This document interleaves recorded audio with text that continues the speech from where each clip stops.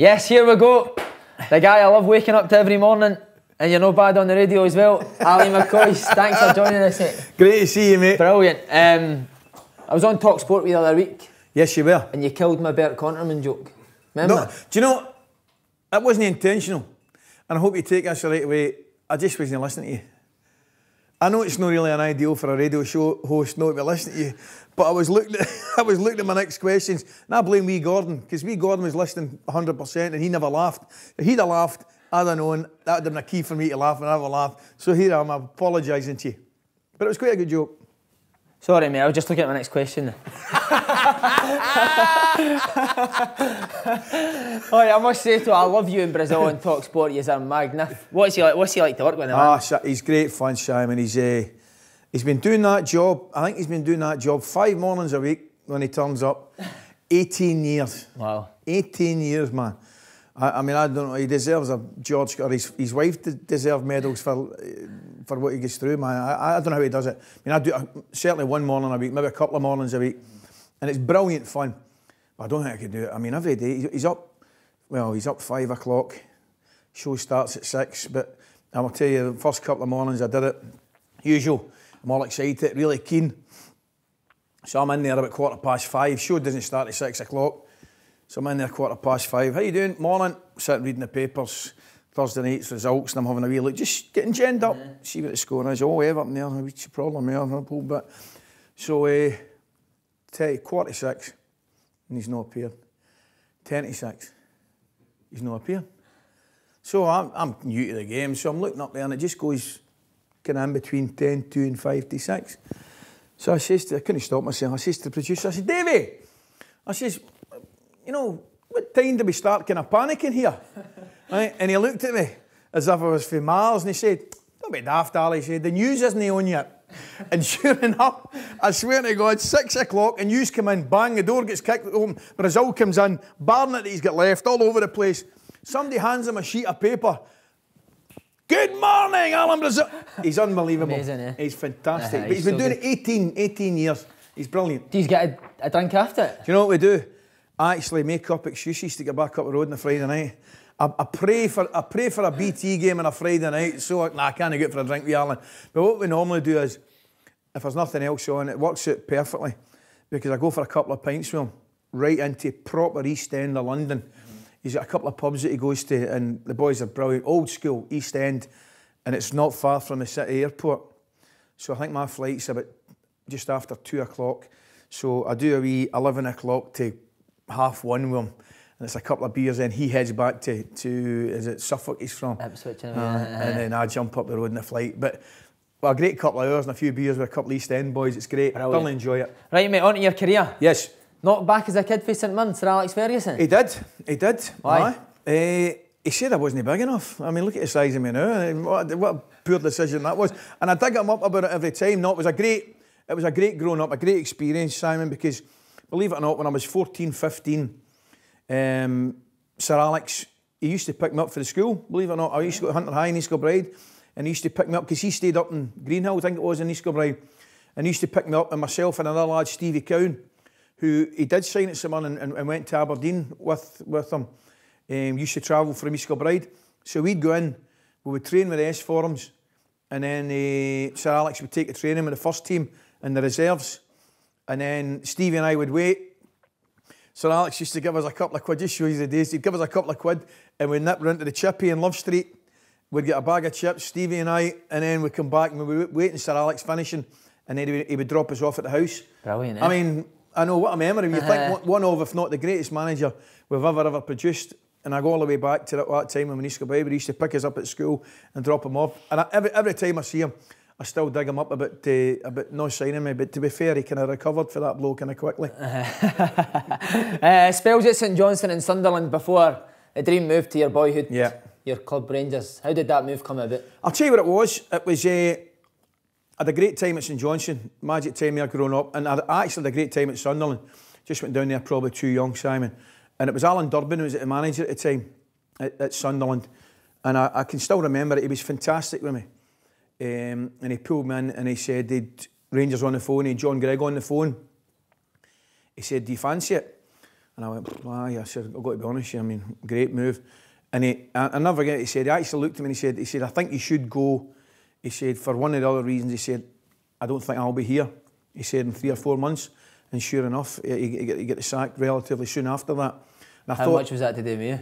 Probably the majority of it, to be quite honest. But we did all right. We were in the first division at the time, stayed in the first division.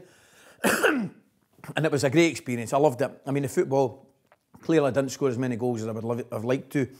But brilliant. I mean, I was telling people, I mean, maybe before your time, but my roommate down at Sunderland was Frank Wellington. I remember him. The legendary Frank Wellington. You got to remember, I'm an 18-year-old boy coming down Feast Bride, and I'm rooming with Frank Wellington, right? And we beat Manchester City last game of the season, I think, at Roker Park. And we were on the 7:30 flight to Magaluf, to Palma, right, with the Sunderland team. And my roommate, honest to God, for 5 or 6 days in Magaluf was Frank Wellington. And there answers your next question, how I never scored so many goals at Sunderland. It was actually Frank Wellington's fault. But what an experience. Leighton James, another boy, lots of caps for Wales, some good players. And then, as I say, I really did enjoy it. Great people, great support, but didn't work out just as well as I would hoped. And then I was lucky to get a dream ticket back up the road. How was your family in that when you signed for Rangers, was it? Oh, man. I phoned my wee granny. I remember I met John Gregg and Tommy McLean at that time. It was called the Crest Hotel at the roundabout at Carlisle. And I was just sat and they said, do you fancy it? And I said, you kidding me on? Absolutely. And then we said, right, come on, we'll go back up the road and sign. And before payphones in those days, remember the own boy. And then we were in, 10 pence in, phoned my wee granny in Thornley Bank. First person I phoned. And I can still hear her, you know, obviously not with us now. I can still hear her voice on the phone. And I was just saying, that's me, I'm going to sign with the Rangers. I said, oh man, you could have given her £1 million and it wouldn't have meant just as much, you know. And then obviously my mum and dad and things like that were absolutely delighted, thrilled. It was a struggling Rangers team at that time, wasn't Absolutely. it? Did that help you? Get games and get goals straight away? Well, I didn't as such. It helped me in the respect. I tell you what it did do, Sam. I had to sink or swim, you know, because straight in, were you? we were having a toil. I mean, we Gordon's Aberdeen team, Ferry's Aberdeen team were absolutely flying. Celtic at that point were still a better side than Rangers, but Aberdeen were buzzing.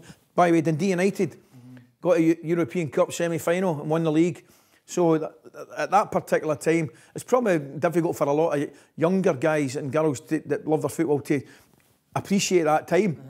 Because probably the last Celtic and Rangers have generally speaking dominated Scottish football. But at that particular time, there was Aberdeen were beating Real Madrid, as I say, in the Winners' Cup final.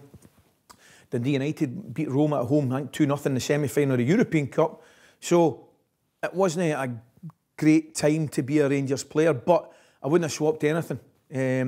I got a tough time from the supporters at that particular time, which, as I say, when I look back, do I regret it? No, because it actually made me stronger. Because if I didn't handle that at all, I wouldn't have stayed at the club and I'd have been away down the road. And I was at that particular time, you know, I think Jock Wallace probably would have sold me at that time, you know. But thankfully, I just stuck at it, worked hard, and got through it. And then Graham Souness's arrival.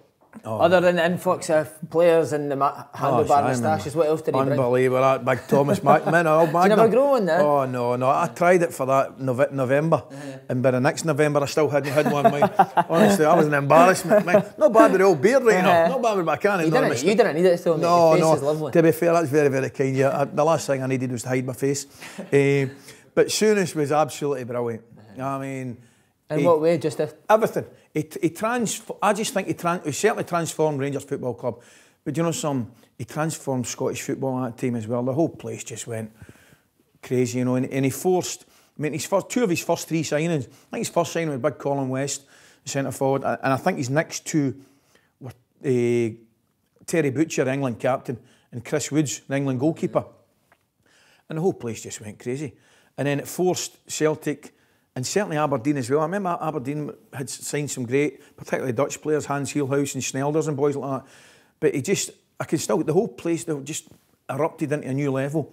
And our first game remember the first game under Souness at Easter Road, man? The atmosphere, the atmosphere's normally good throughout Tynecastle and Easter Road, but the atmosphere at Easter Road was ridiculous. And I think we get beat 2-1. Souness gets sent off. for I nearly said tackle there, Assault. for an assault on George McCluskey. And then, but it was a brilliant, because there was a fight in the middle of the park. I always remember, I think it's still first, there was a fight in the middle of the park, and everybody was into it, right? And the SFA looked at it after, or as powers that be, the SFA looked after it, and they actually issued 21 bookings, right, to everybody that was involved. And the only person that wasn't involved was Hibs goalie Alan Ruff, because it was too far for him to run to the halfway line. Lazy bastard. But there was 21 bookings. But, I mean, from then on, the atmosphere was just fantastic. And Graham, I mean, I've got to say, what a player. Was he Oh, man alive. And he probably, I would guess he would say, he probably was just coming to the end of his career at Rangers, picking up injuries, things like that. But you could see, I mean, a seriously phenomenal player. Certainly, you know, him and Kenny, for me, would be two of the best that Scotland's ever produced. And he was just great. As I say, player manager at Rangers. I mean, I used to fight like cat and dog with him, you know. I mean, we used to argue. I didn't win too many of those arguments, to be fair, but, you know, he's take a step back, and you're like, he was great for me. He was absolutely great for me. Barry Ferguson said at Blackburn, when he was a manager, he'd join in and he would book players. Would it be the same at Rangers? Would he book you in training? Man, you kidding me on? See Scotland-England games. We used to have Scotland-England games at training, right? And by the way, they couldn't beat us. I swear. Really, Well, what a team they had. You think about it, Woods, Butcher, and Souness used to play with England, right? And that used to drive us mental, by the way. Used to drive us mental. But they couldn't beat us. I mean, we had boys like Stuart Monroe, a lot of Rangers players fans remember, left back, great, with Cooper, with Durant, with not a bad team, and they just couldn't beat us. So remember, one of the Friday mornings we're having a Scotland-England game, and we're about 3 or 4-0 up, right? And it's all that Ole stuff, you know, taking the mickey, and English boys didn't like it. So we Durant to get the ball, and I think he stands in the ball, right? And I can still see it. Souness comes up and says, "Oh my God," smashes him, right? Outrageous tackle. And we Durant, he was like one of those weebles. Remember the weebles that wobble but don't fall down? So we Durant went, bump, bump, right? Back up, puts his foot in the ball, and says to Souness, "Is that your best?" Right? And Graham went, "No, as a matter of fact, this is," bang, right? And next minute we're all rolling about. Terry Butcher's got me in a headlock. Walter's refereeing it. He's running about blowing a whistle. Beep, beep, beep. Right? Honest to God, and that was the last ever Scotland-England game where Walter like, no more. We're having no more Scotland-England games. To be fair, but Souness turned it around brilliant. Next minute, once everybody's calmed down, he comes into the dressing room and said, "You know, that's what it's all about, lads. I love a bit of passion." Right? Walter's like, not necessarily on a Friday, 12 hours before kick-off. Brilliant, but great. Winners though, proper winners. You think about it, boys like Graham Roberts and Terry Hurlock and lads like that. I mean, serious winners, real winners. Were they hard on young lads like yourself? Aye. Oh, absolutely. You know, and that's the way. I wouldn't have changed it. And I think if I was going to be a little bit critical now, I think that's maybe going a wee bit out the game. I wouldn't say the younger ones are mollycoddled as such, but, you know, I don't think there was any harm in us getting a talking to or a wee scalper in the ear hole when we needed to from older pros. Certainly didn't do us any harm. Souness leaves and Walter Yes. Smith comes in. Do you feel like you played your best football of your career under him? Why do you think that was? I got a more consistent run in the team.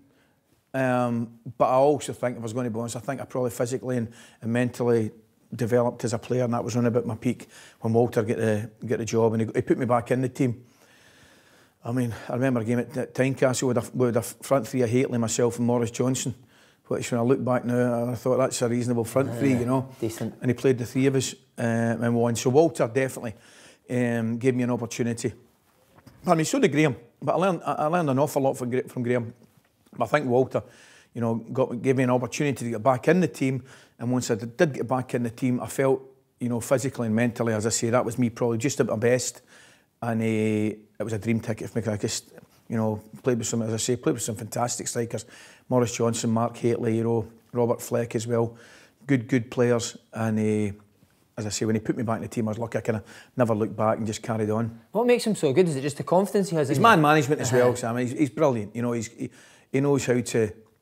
Graham was fantastic. You know, but Graham was very, you know, proactive. He'd react to things. You know, whereas Walter would maybe take a step back and think about it a little bit more. You know, both brilliant managers, but both different. And I say both great for my career. But I think Walter, as I say, don't get me wrong, Walter could lose it in the dressing room as well. but I think he knew how to deal with, you know, individuals probably a little bit, in my opinion, slightly better. And I get it, because people say, the normal thing people would say is, you know, in a team game, you treat everybody the same, but you actually don't, you know, because the fact of the matter is, no two people are the same in your team, you know, and you can have rules and regulations and all that stuff, and I get that. But some people need a wee cuddle, some people need a kick up the backside, and that's different. And Walter was excellent at that. What you've just said there was some amount of characters in that Rangers team. How important was the dressing room, the spirit in that for the success? I mean, that's what I remember more than anything. I mean, and it would sound a crazy thing to say, but Sam, we were really successful, obviously winning championships and cups and trophies. But I remember the dressing room is just been the best place in the world to go to. Up for your work in the morning. I mean, it's just grace calling at your work. Go up and you're going in the morning, and you've got all these guys, whether it's Durant, Gascoigne, Gorham, you know, Big Goffey, everybody, just everybody brought something different to the party, you know. And but that said, the dressing room, it was a real working environment. You know, there was a little bit of, I mean, I think Goffey once said, you know, the team that drinks together wins together, which, you know, he had his tongue in his cheek, because you don't get anything unless you work hard. And that's one of the things I tell people about Gascoigne. You know, he was a fantastic player, you know, had his moments, but I tell you what, when he came into his work, he was unbelievable out in the training ground, in the gymnasium, and everybody with a brilliant time. Sam, it was, the dressing room, as I say, was as special to me as anything there's been in my life. But it was a real working environment. You come into work, but you had a laugh doing it. You get away with everything. See, if you work hard and you have a laugh and you're winning, you can get away with everything. It's mad that a manager like Walter Smith, with that stern, everyone thinks he's a disciplinarian and he's got all the characters running about. Would he just let you do what you want, like Gascoigne stitch people up in it? Oh no. He'd let you away with so much. I mean, he'd let you away with just so much. For example, I remember Sebastian Rosenthal came over from Chile. And Gascoigne was up, and Christmas, for example, Walter, I took Sebastian at my house for Christmas. Walter would take Gascoigne.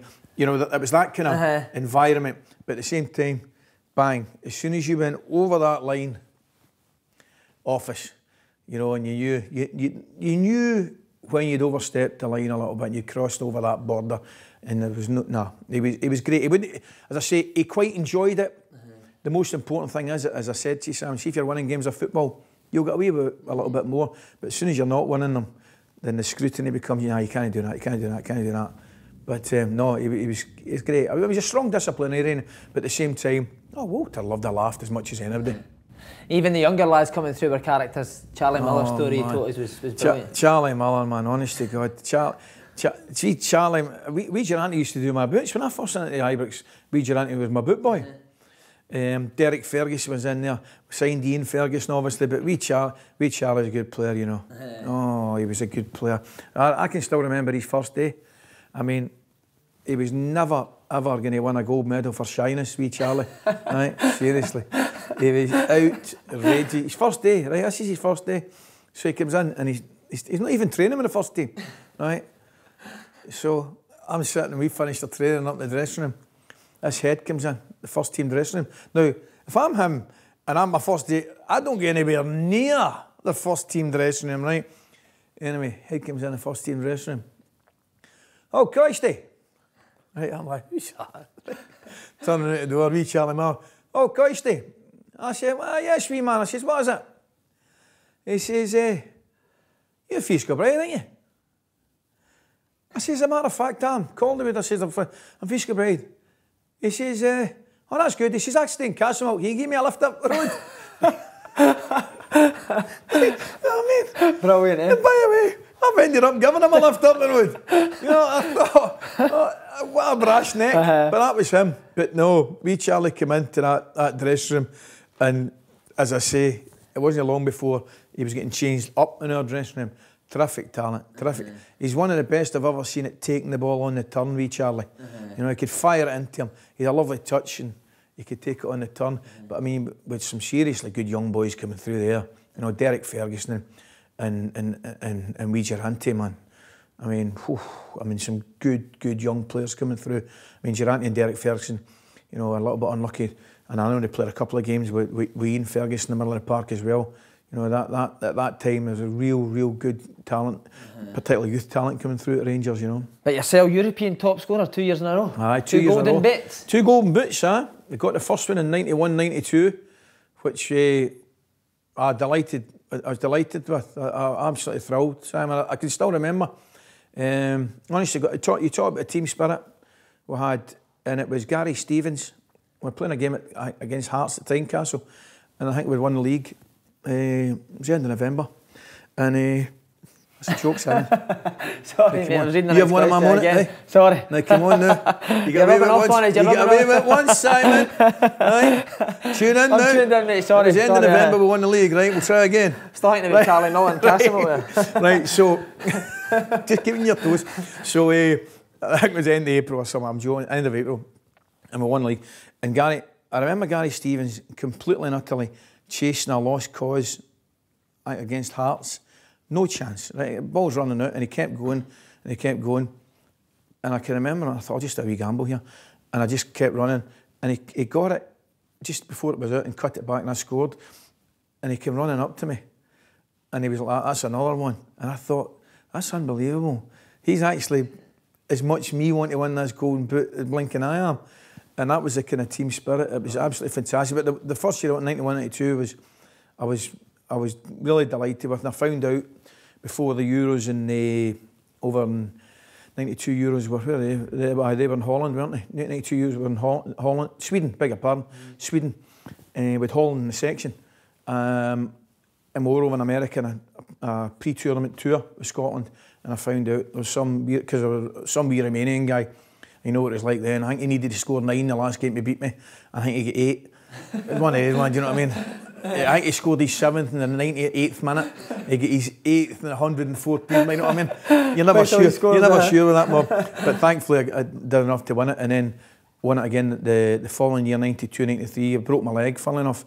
I think with about 7 or 8 games to go, but managed to still hang on and win it. There must have been teams wanting to take you away for Rangers at that time, no? I had 1 or 2 teams, yeah. I could have went down to, I think Everton were interested at that point, and I could have went to Germany as well, but I didn't want to leave, mate. No. I mean, when you think about it, people now would say, you know, why did you not leave? You know, why did you not want to go? And I get it, but I was probably a little bit like Paul McStay, but a little bit luckier than Paul in the respect that, you know, I was playing in a team that was winning, loved my team, same way as Paul did. You know, I've got utmost respect for Paul. I love Paul McStay, and he just wanted to play for Celtic. You know, and people go like that. What do you mean? What's wrong with that? You want to play with the team you supported as a boy? There's nothing wrong with that. Absolutely nothing wrong with that. And I was the exact same myself. I was playing with a team that I supported as a boy and always wanted to play for. But I was probably a little bit luckier that we were winning. Winning trophies. Winning trophies, winning leagues, winning cups, playing in the Champions League, playing in the European Cup every year. So, you know, I didn't really want to move. You've said that winning things, you were there for the whole 9 in a row. Yeah. How was that night at Tannadice when you clinched it? It was amazing. I mean, loads of header, man. What's that all about? Charlie Miller cross. Charlie Miller cross. He never shot of it. You on? Was Charlie giving you a few quid in that? You on? The plugs keep going. Are you on? I've got a pair of shingas for you after this time. No, you're absolutely right. I think it might even have a left-footed cross on the left-hand side. Charlie Miller and Brian came in and headed it in the way that only Brian could. Not a hair in his head moved. He still looked gorgeous. I remember giving him a kiss after the goal, thinking, wow. I mean, but that was just Brian. What a football player he was. But he didn't score too many with his head. But that night at Tannadice was special. But it was relief. It's strange to try and explain it, but it was relief because as good as the team were and as successful as the team had been, we'd probably been known as the team that didn't win 9 in a row. Do you know what I mean? It's crazy. So that was more relief than anything. And that relief I remember more than the disappointment of not winning 10. To be fair, I remember the relief at winning 9 because you always felt that we might have been remembered as a team that didn't win 9 when we should have. How was the night out after that? Good? Wild. Absolutely wild. We didn't have too many quiet ones, to be fair. We were in the tin. I remember coming back, we drove around George Square, I think. George Square was jumping with Rangers supporters, and with a night out after it, which was obviously celebrating the victory and the championship, and it was absolutely amazing. Look, that's the one thing I'd say. We did play hard, we worked hard, but we played hard. I mean, some of the celebrations we had after good victories were brilliant. I mean, one of the games down at Leeds United, we beat Leeds to get into the Champions League. And I remember, I mean, they're a proper team. The English champions, McAllister, Strachan, Cantona, good team. And I remember we beat them. The first person in the Rangers dressing room after that game celebrating was Sir Alex. Aye. Was he? Aye. For a couple of reasons. I think the Manchester United manager didn't mind seeing Leeds getting beat, but also Scottish football. He was obviously very, very proud Scot, Sir Alex, and he was just delighted that a Scottish team had beaten the English champions. And I remember Walter Smith saying after the game, because we stayed in Manchester, and he said, right, I don't care what you do or where you go, but the bus leaves at 9:30 tomorrow morning, be on it. And we were all on it at 9:30. Minute past 9:30, Stuart McCall arrived, right, looking as though he'd enjoyed his victory the night before. So anyway, Stuart got a kip up the back of the bus, and I remember Walter saying to him, you up the back of the bus, and Stuart saying, he said, there's a game at the weekend, and Stuart said, but Gaffer, it's only Celtic. And he went, you get up the back of that bus. And sure enough, we did with Celtic at the weekend, I think. Brilliant. What do you hold higher, the 9 in a row or the highest scorer club? Oh dear. Putting you on the spot here. Aye. Probably the 9 in a row, just because, not the actual achievement, just the people I played with. The 9 in a row makes me think about guys like Scott Nisbet, Andy Dibble. I mean, a million guys you wouldn't not automatically think of. Gary, Trevor, Stephen, boys like that. And I just think when you talk about that particular successful period, I just think of the players, my teammates, and my pals, and probably good times. That. Great times, great times. I need to ask you about A Shot of Glory. How did you get on the telly? Do you know what it was? I think I found it was a film. When I went to cinema, and I made the telly. Come on now, don't you go sell me shot, right? And I'll tell you what it was. It was Campbell Ogilvie, who was at that time was secretary at Rangers, and his wife. They knew about this potential film with Robert Duvall, and ended up. I think it was Campbell said to me. He says, Robert Duvall wants to meet you. And I said, you joking? He said, no, he wants to meet you in a hotel. So I went in the hotel in Glasgow and I met Robert Duvall, and he gave me a wee kind of screen test type thing. And he went, right, he said, if you fancy the gig, he said, I need to speak to the producer and director. He said, but for me, you've got it. And I got it, and it was brilliant. I mean, what made it so special? Obviously, Robert Duvall was one of the Godfather, wasn't it? Tell you, if you ask MD of a generation, top 5 actors, Robert Duvall will be in the top 5. Michael Keaton was in it as well. That's Mad Batman, wasn't it? That's right. And I remember saying to Michael, he stopped name dropping. But Mike, I remember with one of the games here. True story. We filmed on a Sunday, the Scottish Cup final, with a film, and I think there was. I'm telling you, it was ridiculous. I think there was 33,000 at the game, right? I think it was 33,000 at the game for this film. And on the Wednesday, there was a midweek League Cup tie, and there was about 18,000 at the game. Just typical West of Scotland madness. It was 33,000 turned up for the movie. But it was brilliant about it. All the lads, again, the team, Coyle was in it, Big Andy Smith, Jimmy Boyle, a lot of the Airdrie boys were in it, and they obviously made up the team. And we used to have some giggle. Absolutely brilliant. Did you take Duvall out in the tin? Oh, aye. He loved it. He was absolutely magic. And do you remember Big John Martin, the Airdrie goalkeeper? Johnny Martin. Big Johnny was brilliant. I remember Johnny having a conversation with Johnny. It took about a day and a half, man.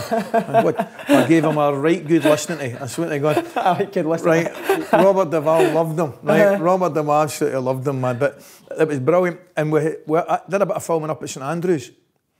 And Robert Duvall, he loved the boys, and he organised dinner up on the top floor. I think it was Old Course of St Andrews, and he just had a big round table for about 19, 20, and he wanted all the boys around it because he just loved the crack, and he loved all the stories and the boys giving each other a bit of stick, But that was a brilliant memory, great memory.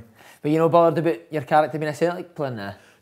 No, because I had the Rangers top underneath it to keep that. You know, I didn't want it rubbing against my skin, Simon, you know.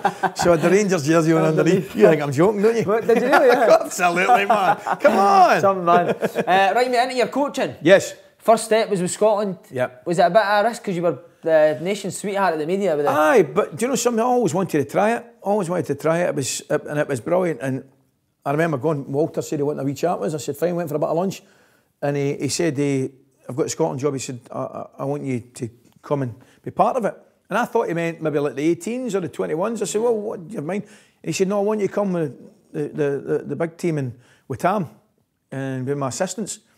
And I went, pfft. He said, but I need you to ever think about it because I was doing a lot of telly work and all that stuff and I was enjoying it. But at the same time, man, dear me, you couldn't knock that back. And I just loved it, man. I loved it. Tam, man.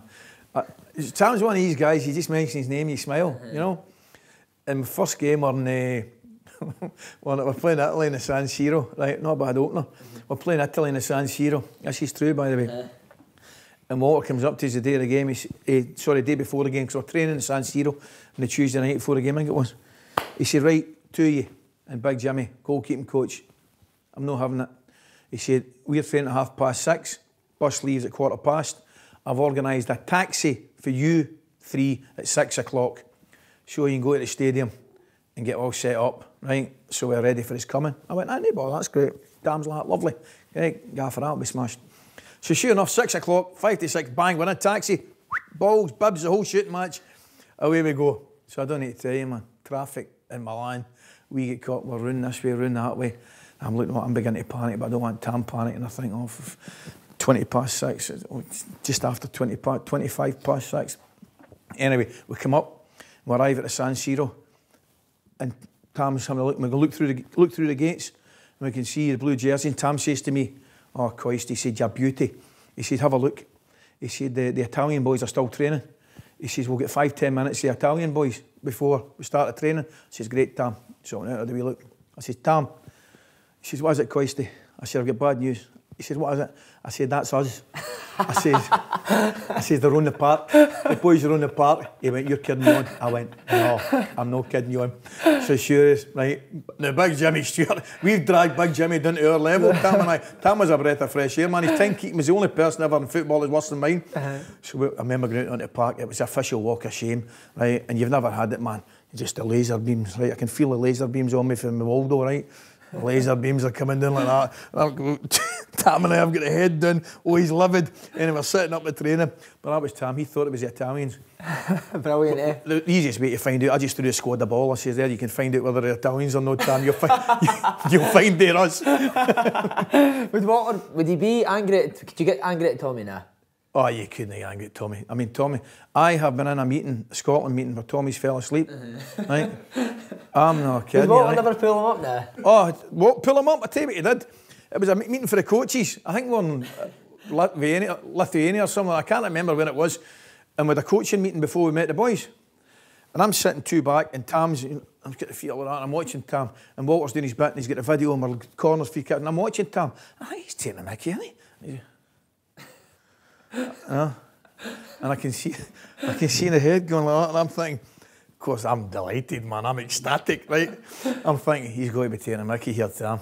Tam, no way. And then I'm watching him, and eventually it's the full. Away. Right? He's away, right? So I'm like, right? No, seriously, if I was a good guy, I'd have gave him a nudge and try to wake him up. That's no my style. I'm like Walter, right? So you know what he did? So what he goes, is that right?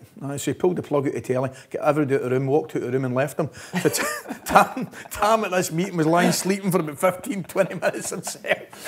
But you couldn't get angry. You could not get angry with Tam. Brilliant. So I tell you my favourite Tam story, right? And I told it in one of the videos, man. It's just the best ever, right? We're up at St Andrews for one of Scotland get-togethers, and we had a photograph to do in the afternoon for show racism, the red card, right? Oh, you're not buying us. So usually all the boys are there, and they've got all the cards, and it's show racism, the red card. So time keeping again, 10 minutes late, all the boys are there, and I can see they're all raging at me, right? So I'm running down, and I've got to get the benches up, and they're all positioned perfectly, right? So I've got to come in the front, and Tam's at row at the back, and I've got, so I'm sorry lads, sorry lads. They're all raging at me, right? Raging, right? So I go in, I goes to sit down, but I've not got my card, and they're raging. And Tam leans over and he goes, "Oh," he says, "Give that orange bastard that Shorey says I'm a red card, will you?" Stitches. Brilliant. I mean, what a line. He says, "Give that orange bee that Shorey says I'm a red card." And it's one of the best ever in the whole place. Oh, I can still, fantastic. These two together must have been something. I loved them. Sam, I loved them. And initially that period as well, we used to take part in the training, Tam and I, with the Scotland boys, and it was great fun. Walter let us have a kick about with the boys as well. It's magic. No, but great days, great days. So what was your initial reactions when Walter told you that Rangers had approached him for the job again? Oh, I was like, happy days, you know. I mean, it was a tough one, obviously for Walter more than MD, but at the same time, and I understand some people's misinformed logic. If you ask me about, I don't think for a minute Walter Smith turned his back in his country. He's got an opportunity to go back to a full-time job at, you know, one of the two biggest clubs in the country. So you've got it. I mean, anybody would think about it. And then when he said to me he had a chance and asked me if I fancied it, oh, absolutely. I mean, it was perfect. And then I think we went back around about the January. It was the start of the start of that year. And as I say, there was a lot of work to be done. It really was. I mean, Gordon was manager at Celtic at the time, and you know they were a good side. Celtic were winning the championship, but that whole period was fantastic. Would Rangers have been the only team that he's really left Scotland for, Jack? Aye. I don't think there's any doubt about that. I don't think there's any doubt about that. You know, it's difficult to say because it is probably quite a hypothetical question, but you know, the lure of going back to Rangers and going back to full-time football. Scotland was fantastic, you know. I loved it. Wouldn't have swapped anything for it. But the lure of going back to full-time football with Rangers was brilliant. But that was another one about Tam. You know that story when we went back? We're going to... Oh, brilliant. Tam walked into the Celtic dressing room with his boots and said, "That's me, lads. I'll catch you later on." He said, "I'm off with Walter and Ali." Right? Like Tam Burns. And they're all looking at him like, "What?" He said, "They made me an offer. I need to go. That's me. Catch you later on." Walked out the Celtic dressing room, closed the door. And I can imagine on the boys, they must be sitting there going, No, surely not, you know. But I went. Do you think the criticism you received was a bit unfair of her? I get it. I mean, criticism, it goes with the territory. I think, in the cold light of day, I think, you know, MD level-headed would sit back and say, you know, they've made a decision that they go to a club that means everything to them, but as well, it's a full-time, you're involved day to day, which, you know, we both certainly wanted. As I say, Scotland was fantastic, but you're only seeing the players maybe once every 6 weeks or 2 months, you know, and that's a big factor. You know, you're not getting an opportunity to work with players like every day, daily, on a daily basis, and we had an opportunity to do that. So, listen, I understand the stick that we got. I don't necessarily agree with it, but hey, that's the way it goes. As a feeling going back as a coach, was it the same similar feeling to when you went there as a player the first time? Did you get that? Great. The feelings of coming back? I was buzzing, man. I was buzzing. Absolutely. I mean, Kenny would all tell you, I was a bag of nerves before the first game. A bag of nerves. Even more so as a player, Aye. Why? I don't know. It's a difficult question to answer, but I can remember I've tried to write out team sheets, my hands were shaking and all that, which is amazing, eh? I think at the Dundee United game, one of the first games, there was a pitch inspecting at 7 o'clock, at 7:30, and we didn't want the game on. So I remember Walter said, "Get there at 7 o'clock if you can." So I remember I got there at 7 o'clock, and Peter Houston was on to me. He said, I remember doing a turn, he said, "McCoist, what are you up to?" To be fair, I was standing there with a hose on the park like that. No, I wasn't really right. No, it wasn't just as bad as that. Right? It wasn't just as bad. Nearly. But Houston must have read the script anyway. He turned up and the game went ahead, and thankfully it did go ahead because we won the game. But I was a bag of nerves, son. I'm doing the team lines, my hand was shaking, I was so psyched up. It was brilliant to get back. See, when you first went in, did you ever think that team would be capable of getting the UEFA Cup final? Did you feel there was a lot of work needed done, did you? Aye. But there was, if you look at the changes that Walter made, an awful lot of changes. I've got to say, when I look back now, it's an absolute minor miracle that the boys within that year could get to a UEFA Cup final. I mean, absolutely unbelievable. Absolutely unbelievable. But that team that went to the UEFA Cup final were special. Really, really special. What was special about them? Just the bond they had? Aye. Team spirit? Aye, and a determination not to lose goals, you know. We had obviously Davy in the centre defence, and we kind of surrounded him with a bit more legs and equal talent, and Davy was fantastic for us. We just, how we got that, I mean, some of we get beat, was it 1-0 over Werder Bremen, was it? And the goalie, McGregor, made a ridiculous save. He was brilliant that year, Oh, wasn't he? ridiculous. And then I remember Panathinaikos, at that time it was a quarter final, and honestly, you know, I think we obviously wanted to win the game, but we knew winning the game would have a serious detrimental effect on us winning the title. And it was a bizarre situation. We Nacho scored to make it one each more through, and then we knew the longer we get in that cup, it was great for us, but it would catch up on us in terms of winning the league, and that was the way it worked. And we went to the final. I mean, the semi-final against Fiorentina was ridiculous because they were an excellent side as well, and 2-0 draws, and we beat them in penalties. We had to score. That team had to score first. You know, no matter, I always felt we had to score first. I know we equalised against Panathinaikos, but you know, I just felt we were a good counter team. You know, if we could defend and maybe nick one, then we'd actually have a chance of nicking another one. Big boys up front, when they're Kuzan and Dachville. Kuzan and Darsville. Kuzan was a beast, tell you. Who else were the top players in that team? Mendes and Davis as well, you know. Mendes just came after that, but you know, I tell you, he was a great player. Papac was a great player. Was he? Oh, Simon. Papac was a top footballer, really was a top footballer. But I remember Kuzan's game at Celtic Park. Oh man, he absolutely ragdolled. Who was it? Big Mick was at the back with Gary Caldwell. Gaz Caldwell, I think it was Gary. And by the way, two great defenders. And Kuzan he wasn't going to play that day. And Walter, Durante, I was Kenny and myself, talked him into it. You know, you need to play Kuzan, physical, could maybe ruffle him about. And I pulled Kuzan at training on Friday and says, come on, we'll try to get you in this team. And then he ended up getting sent off, wrongly in my opinion, but he ended up getting sent off. But that, if I make a statement, that's as good a centre-forward performance in an Old Firm game as I've ever seen from anybody. You including yourself in that? I'm including myself. I know that's me. I can't believe I said that. No, but honestly, God, that particular day, he was phenomenal. He had a real physicality about him. But that team, I mean, it got the UEFA final against Zenit, as you know. But I always felt that we had to nick the first goal and then we'd have a chance. I mean, that Zenit team were ridiculous. People forget they were ridiculous. They scored 4 goals against Bayern Munich away from home. I think they scored 4 goals against Leverkusen away from home.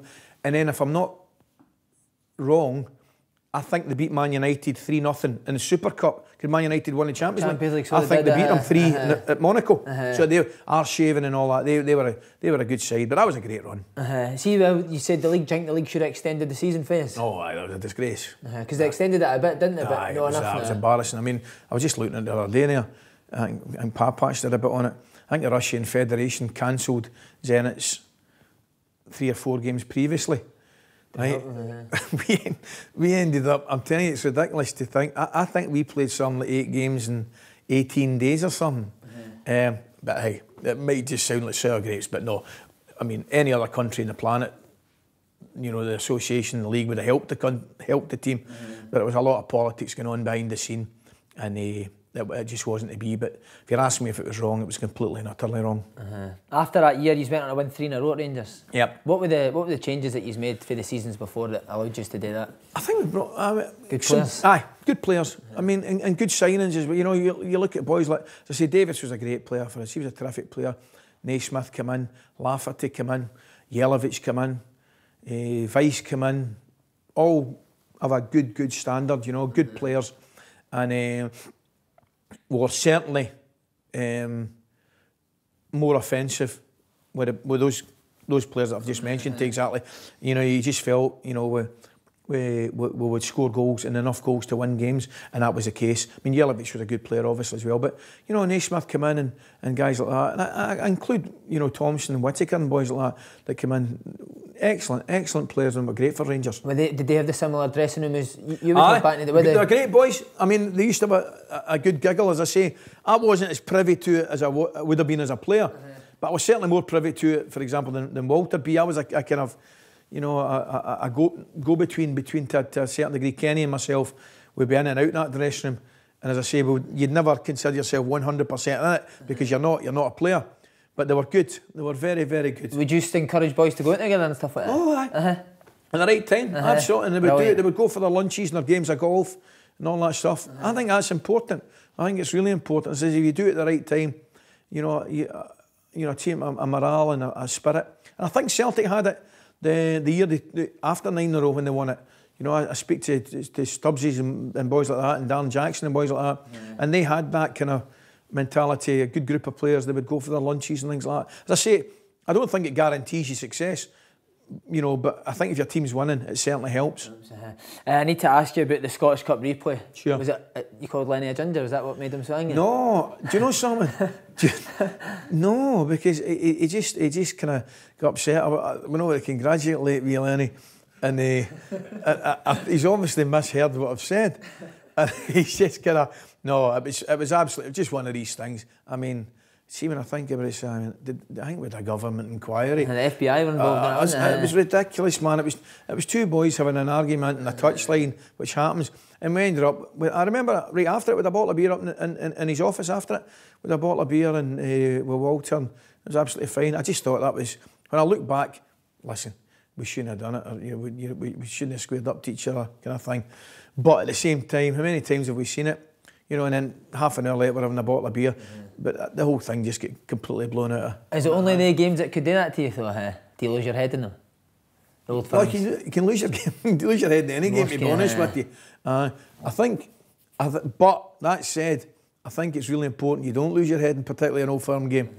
You know, it is important that you do try and keep a lid on it, as it is any game, of course it is, but particularly Old Firm games, because you are aware, and the police would come and see you at the start of the season, you are aware there's probably added responsibility on you as players and coaches and indeed managers and fans that particular game, because it has the potential. But no, it's a high intensity, high octane game which is brilliant, and I really do miss them. Was there always an agreement that you'd take the cup games for it? Aye, that's right. How did that? Why I don't know. I think obviously Walter very kindly had me in mind for the manager job when he stepped down, and a couple of the Scottish Cup runs he let me take the team, and I did it, and we were reasonably successful in it. So, and it was a great experience for stepping into the manager's seat later on. So would you do everything, the team talking? Do the preparation, training. Obviously he'd be there, but do the team talk and all that stuff at half time. Do the team talk. I remember at half time I get team talk against Queen of the South. Honestly, God, do nothing up half time, and that was we were in bits, absolute bits. We were beating the FA final. You know, Celtic had won the league, and the boys couldn't raise a leg. I mean, just had gone just through exhaustion more than anything else. And I've come in at half time, 2-0 up. I said, that's it, lads, you've done the hard bit. I said, you got a choice. I said, you get there 10 minutes, make the game easy for yourself, get another goal, 3-0. You can enjoy the last 30 minutes of your season, Scottish Cup time. Anyway, 10 minutes into the second half when it's 2 each, I thought this half-time team talk's not doing so well. Where's Walter? You know? Exactly. I was like, dial W for Walter. But thankfully we got a winner and hung on to win that cup. Brilliant. It was neck for the 3 in a row. What was the key moments? Was it McGregor's penalty save against Celtic? That was a big one. That was a massive save. And it was funny because McGregor played with some great goalies, obviously, Woods and Gorham, fantastic. But McGregor facing a penalty. I used to take the penalties in him on a Thursday and Friday at training. We used to have a wee competition. And by the way, he was good. He was probably the best, you know, one-on-one at the penalties. goalie that I've ever watched and took penalties against, and he loved it. He just hated, like most goalies, like Gorham as well. They just hated getting beat, hated picking the ball at the back of the net. But he was a big player for us, and that particular penalty save was tremendous. Was there additional motivation because it was what was last year as well? Or was that no spoken of it? No, not really. No, it wasn't really. I think you don't need that additional motivation. I think the motivation's always there from you, and it's what we're always used to say. Being a player with Rangers, or whether it's Celtic or Rangers, the vast majority of the motivation has to come from within. If you're a Rangers player, a Celtic player, and you're relying on your manager or your coach to motivate you, then you're at the wrong club, effectively. The motivation, it was always Walter that said it, and I always remember, and it's 100% right, the motivation you're playing with a club like Rangers has to come from within, because it's got to be there every week. You can't play, with the greatest respect, with the majority of teams in Scotland. You can have 2 good games, an indifferent one, a bad one, and not 2 good games. You can have a draw here, 2 wins, a couple of defeats. That's for the vast majority of the teams in Scotland, but it's not for Rangers. How long into Walter's reign was it spoken about that you would become the manager after him? Towards the end, turn of the year. But did you always think it would happen when you took the job? I didn't always think, no, not at all. No, not at all. It was the furthest thing from my mind, actually, when I first took the assistant manager's job. So, it really was. It was the furthest thing from my mind. But thankfully, it worked out that way. And I got it, albeit dream job at the wrong time. But, I don't have any regrets. The only regrets I have, probably contradict myself, the only regrets I have that the club was in and ended up in the state it was in. Through no fault of the supporters, through no fault of the players or staff. It was just a shame. But I look back and say, in an ideal world, it'd have been great, and the club would have been continued on an even keel, and finances would have been fine. But it wasn't. It was a complete opposite. But that said, I worked with fantastic people in there, absolutely fantastic, and I do take a lot of satisfaction at the way the club has come through it. Because there was people in there, great people in there losing their jobs, and staff losing their jobs, and it's just a horrible environment. And there was a lot of good people, as I said, helped to make the club come through it to the other side, because there's a long time a lot of people didn't think would come out the other side, which, at that time was unthinkable, and it's unthinkable now.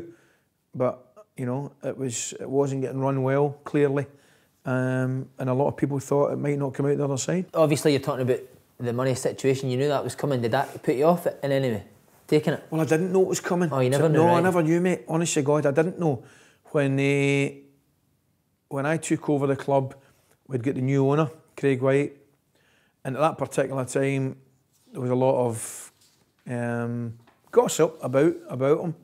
How this multi-millionaire, billionaire could remain under the radar. And it definitely proved to be founded, the uncertainty, because it didn't work out, and then all of a sudden the club was in administration and liquidation. And it was horrible. So I didn't have any idea. Would it have changed my opinion and taken the job? Probably not. No, because listen, I'm a Rangers man, and I wanted to help the club and do whatever I could for the club in any way, shape or form. And that's exactly what I did. Was there a point that you started to pick up peculiar behaviour from Craig White? Oh, why? Oh, why? What, he's dipping your wallet? Oh, no. The one thing, if you're involved in football long enough, and you'll know what I'm talking about. You can smell it. You can smell it.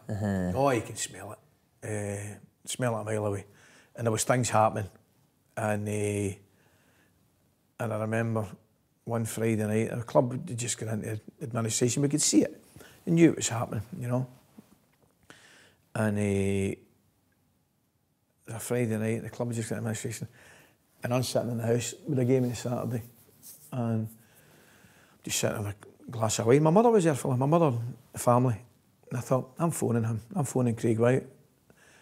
So, club's administration, place is carnage, by the way, carnage. So, I know he's sitting in his boat hole in, was it Monaco he used to disappear to? So I phoned him, and by the usual, brilliant, one ring, bang, up he goes. Alistair, how are you? I went, well, might come as a wee shock to you, Craig. I said, no, so good, fun enough. I said, no, so good. I said, it's carnage here. I said, there's people losing their jobs. You know, obviously, you know, the club's administration. I said, the whole thing's, I mean, you know, can you lighten us? What's going to happen? Can you give us any information? He went, never get his words. He said, I know, Alistair, he said, you're absolutely spot on. He said, I reckon another couple of days with the tin hats on and we'll get through this. And I was like, wow. Wow. And I went in the next morning. And of course, it's a gallows humour that gets you through, right? So any problems we had from then for the next, whatever it was, 18 months, 2 years, with Kenny and Durante, would look at each other and I'd go, another couple of days with the tin hats on, we'll get through this. Come on now. Don't lose your spirit now, lads. Brilliant. 2 days, tin hats, through it. But no, you could, you know what it's like, you could smell it. It just wasn't good. How mad was that period going back to the 3rd Division and going to the places, the grounds? Mental, but brilliantly mental, you know. Few laughs. Oh, jeez. I remember the first game. The first game was at Brecon. Right, the ball gets stuck in the hedge, you know, the ball gets stuck in the hedge, right? And I came off and I sent Andy Townsend, because I was working in the Champions League, and I sent Andy Townsend, how am I to have fallen? I said, I'm now at a game, the ball's stuck in a hedge and I've got to wait for somebody to get a pair of ladders. I said, I was doing Inter Milan versus Juventus 2 weeks ago. You know what I mean? I said, what's happened here? But it was fantastic. I mean, the people at Ken, or at Brecon, for example, these people were brilliant. Absolutely brilliant. We're going to, I remember the first league game, we're going to Peterhead, right? We're driving the Rangers buses coming into Peterhead. It was like the circus had come to town. Everybody was out, right? Grannies holding wains and people waving and all that stuff. Carnage, just couldn't believe it. Big police cordons and all that stuff. I remember turning, Kenny sitting there, I remember leaning over to Durante. I said, oh, wee man. He says, what is it? I said, you know something, pal? I always figured that you and I would end up in Peterhead, I said, but this wasn't exactly how I imagined it. Brilliant. But see, unfair to you, how hard is it to try and manage a club when all this is going on in the background? Is it impossible? It was nearly impossible. I mean, as I say, the staff were brilliant, right down to the girls in the kitchen. The two people that there was no way could I get through it without was wee Carl, the press, and Stephen. I mean, Stephen Kerr and Carol Patton, just absolutely unbelievable. And without them, I don't think I'd get through it. They were fantastic, briefing me. You know, we used to do press conferences before the press conference and say, this is what's going to get asked, this is what they're going to say. I mean, mental, and you just wanted to go and take training and organise a team. And to be fair, that's where Durante and Kenny, the two of them were absolutely brilliant, because I was getting summoned off the training ground to go over to Ibrox to meetings and all that stuff, and it was just kind of weird. The whole thing was weird, but as I say, without the help of the staff and brilliant staff, it'd have been a struggle. Given all that stuff you were doing, do you think your exit was a bit unfair?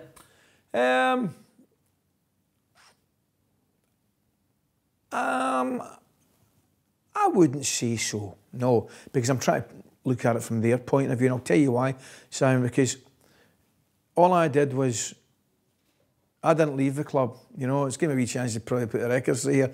I didn't leave the club as such. All I said was I would be leaving at the end of my contract. So I wanted to honour my contract and stay and finish my job, effectively.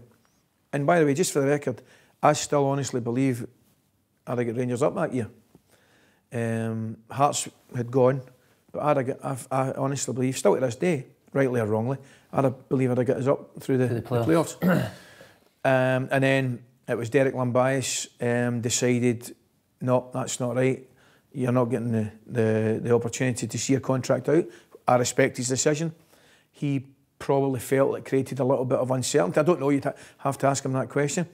But I get summoned on the Sunday night to say, you know, that I was getting put on gardening leave, not sacked. A lot of people may get that one wrong. I was put on gardening leave between then and the end of the season. And that's exactly what happened. And then obviously Kenny took over. And I remember having a conversation with Kenny. I've never seen a man not want to be anywhere as much in his life. But the one thing that he had to do, and he did with great distinction and class, was carry out his duties and his contract, Kenny. Such was Kenny's loyalty. Kenny wanted to leave with myself, and I get that. But you know, the most important thing was for Kenny to see out his contract and on his contract the same way that I wanted to do. And he took over the manager's job. And if my job was difficult, his was nearly impossible, if not impossible. And obviously that didn't last too long, and then Stuart came in. But no, the staff were absolutely fantastic. So, in answer to the question, was it unfair? You know, probably not. I mean, I'm disappointed the way it ended. Clearly, I'd like the opportunity to see out the job, but it wasn't to be. And c'est la vie. Finally, Ali, how do you look back on your time at Rangers? Oh, it was the greatest time of my life. You know, we just did a thing earlier on today, and it was one of these, you get two choices, you know, Celtic Rangers question, all that stuff, and somebody said, football or family. Listen, clearly the answer is going to be family. Always will be and always should be. But I had family in at Rangers. You know, that's the way I look at it. My family, extended family, was those boys that I worked with and played with and coached and managed and worked under.